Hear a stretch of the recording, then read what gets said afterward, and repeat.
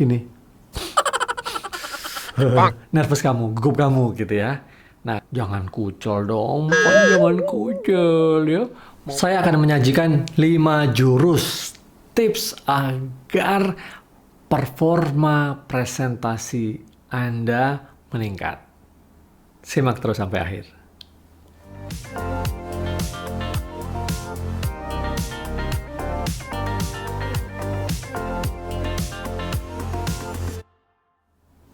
Saya Tirta Mositama, selamat datang di channel ini, channel yang membantu Anda untuk sukses belajar di perguruan tinggi, khususnya saat ini bagaimana performa presentasi kamu saat sidang skripsi, tesis, bahkan disertasi bakal keren.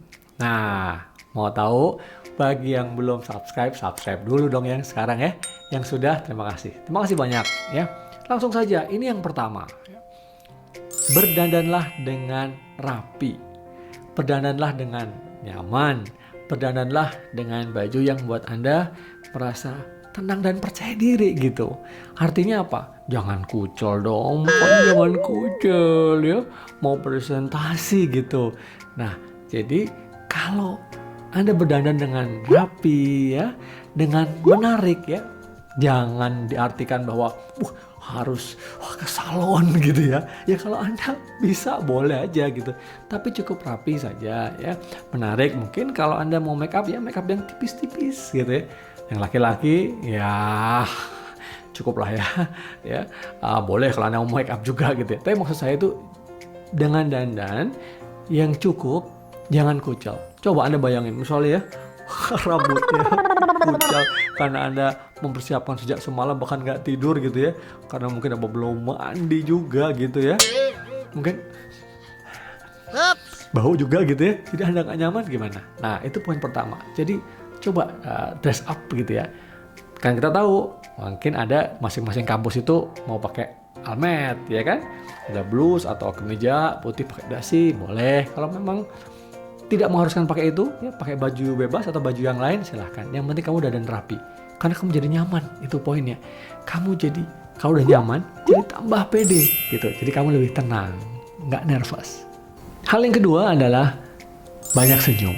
Ya, senyum menunjukkan bahwa kamu happy gitu ya, dan kamu juga menghilangkan rasa nervous kamu, gugup kamu gitu ya. Nah, tapi juga jangan terlalu banyak sering senyum-senyum sendiri. Hahaha. Baru ngomong satu kalimat senyum. 2 kalimat senyum lagi gitu ya.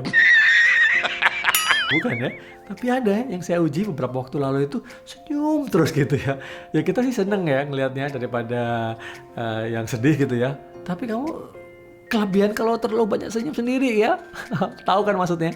Yang terlalu banyak senyum. Tapi maksud saya penguji akan senang juga gitu, akan happy juga kalau melihat yang diuji itu senyum ya, kemudian wajahnya itu juga tidak gugup gitu ya, kelihatan kok ya, dosen itu tahu. Nah ini juga kalau kamu banyak senyum juga relax seperti tadi yang pertama, dandan rapi ya, kamu siap, kamu relax, kamu pede. Banyak senyum juga menghilangkan itu.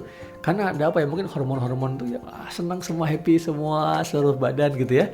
Sehingga yang negatif-negatif itu hilang pergi gitu. Yang ketiga, ini hal yang harus dihindari ya untuk meningkatkan kinerja kamu dalam presentasi adalah jangan pernah pasang wajah yang memelas ya, untuk dikasihani ya. Mungkin Anda sadar presentasi kamu atau bahan skripsi kamu kurang baik gitu misalnya ya. Kamu udah berusaha bimbingan tapi mungkin pembimbing kamu juga bilang skripsi kamu ini gak bagus-bagus amat, tapi saya bantu deh kamu pokoknya sidang aja gitu ya. Ada kayak gitu. Atau memang ya kamu merasa gak percaya diri. Nah ini jangan ya. Nah tapi kebalikan dari yang kedua tadi ya, kalau tadi kan banyak ketawa gitu ya, maksudnya senyum gitu ya. Nah tapi kalau kamu memelas, dosen tahu kalau kamu itu sebenarnya misalnya mengiba-iba gitu. Dosen yang udah paham ya tidak akan bisa terbeli gitu ya, atau terpengaruhi oleh acting kamu gitu ya. No. acting kamu yang memelas kemudian, wah, gue bikin biar dosen gue atau pengujinya ini biar kasihan sama gue terus gue dilulusin. Enggak, ya. Jadi integritinya dosen itu ya, integritasnya dosen itu udah baik, udah teruji gitu ya. Jadi maksudnya dia bisa tahu.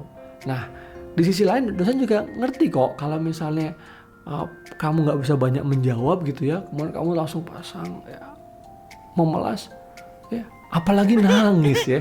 Waduh, dihindari deh.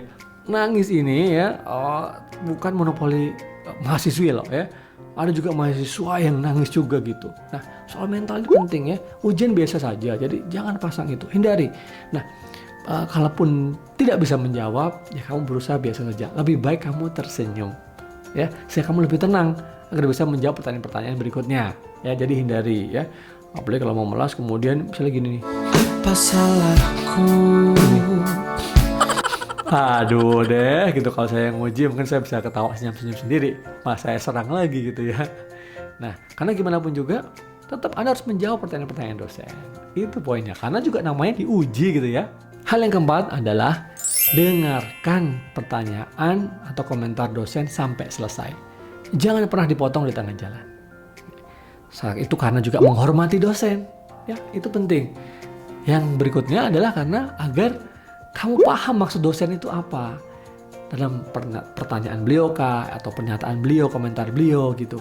Ya, bahkan kalau kamu nggak tahu, kamu bisa konfirmasi gitu. Kamu bisa bertanya. Jadi ini maksudnya apa, Pak dosen atau Bapak Ibu penguji, dosen penguji, mohon maaf ini maksudnya apa? Apakah maksudnya seperti ini gitu ya. Jadi melakukan konfirmasi. Kalau kamu potong di tengah-tengah baru apakah ini maksud? Kamu langsung jawab. Nah, ini bukan kuis ya. Bukan siapa cepat dia dapat, bukan. Justru kita akan melihat apakah pertanyaan dosen itu di depan, di tengahkah, atau di ujung. Ya. Bisa saja dosen yang straightforward dia akan bertanya di depan. Jadi maksud kamu apa? Gitu. Maksud dari pernyataan ini apa? Di depan kan? Tapi banyak juga dosen yang mengulas dulu gitu, baru di ujungnya baru bertanya. Nah, ini kan juga strategi gitu ya, atau taktik lah cara Anda gimana biar bisa menjawab. Ya, apalagi kalau misalnya dosen itu tanyanya agak panjang. Nah, mungkin kamu lost nih. Ya, kamu kehilangan nih, mana yang harus ditangkap gitu. Yang belakang kah, yang tengah, atau yang depan. Makanya pelan-pelan. Oke? Itu yang keempat. Yang kelima adalah jawablah pertanyaan dengan tenang. Take your time ya. Gunakan waktu sebaik-baiknya. Tidak ada yang harus diburu-buru ya. Beda halnya dengan presentasi. Kalau saat presentasi, kalian diberikan waktu 10 menit, 12 menit, atau maksimal 15 menit ya, karena kan paling 10 slide gitu ya. Nah, dosen penguji akan bilang, oh waktu kamu tinggal 2 menit atau 3 menit, silahkan dipercepat gitu ya, kalau misalnya belum selesai presentasi. Tapi kalau menjawab, biasanya dosen akan memberikan waktu yang lebih banyak kepada mahasiswa. Jadi kamu ambil waktu sebaik-baiknya gitu ya, dengan tenang, menjawab, tidak perlu terburu-buru. Yang penting kamu bisa menjawab, merespon ya komentar ataupun pertanyaan dari dosen sesuai dengan temuan-temuan kamu, dengan naskah kamu ya. Kalau kamu dengan tenang menjawab ya, dengan tenang, waktunya nggak buru-buru juga gitu ya. Ya semoga ya, insya Allah jawaban kamu juga memuaskan dosen dan tidak kelihatan gugup.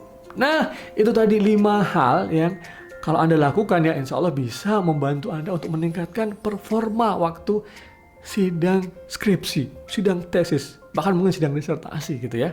Apalagi kalau sidang disertasi, pertanyaan para profesor, ya, para doktor, penguji, pembimbing itu biasanya mendalam, panjang. Nah, kalau Anda buru-buru ya, jangan merasa sok tahu juga gitu ya. Jadi memotong itu ada kecenderungan ya bahwa orang itu jadi sok tahu gitu.